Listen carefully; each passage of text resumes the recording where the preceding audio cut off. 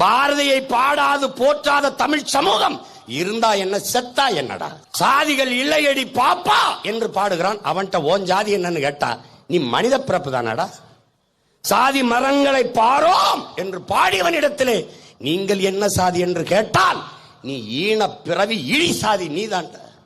பாரதிய பாடிட்டா பிராமணிய தேசம் வந்துருது. அப்ப அயோத்திதாசர் ரெட்டமலை சீனிவாசன் என் பாட்டன் தாத்தா MC ராஜாவை பேசும்போது பறையர் தேசியம் வந்துருதா? இருக்குதா? பாரதியை நீங்கள் புறந்தள்ள காரணம் என்ன? அவன் பிராமணன். வேற ஏதாவது? ஆனால் அம்பேத்கர் சொல்றார், ஒரு சமூகத்தில், ஒரு சாதியில், ஒரு குடியில் பிறந்து விட்டான் என்பதற்காகவே அவன் உயர்ந்தவனோ தாழ்ந்தவனோ என்று பார்க்க கூடாது.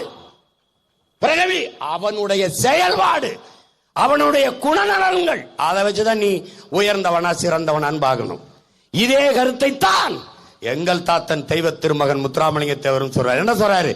பிறந்ததுனாலேயே பிறப்பை வைத்து ஒருவன் உயர்ந்தவன் தாழ்ந்தவன் என்று பார்க்காதே, அவனுடைய எண்ணத்தை அவன் செயலை வைத்து மதிப்பிடு. நல்லவனா கெட்டவனா, உயர்ந்தவனா தாழ்ந்தவனா என்று. பார்ப்பனன் பிராமணனாக பிறந்து விட்டான் பாரதி, புறந்தள்ளுகிறாய். அப்படி என்றால் அவன் தமிழை புறந்தள்ளுகிறாய்.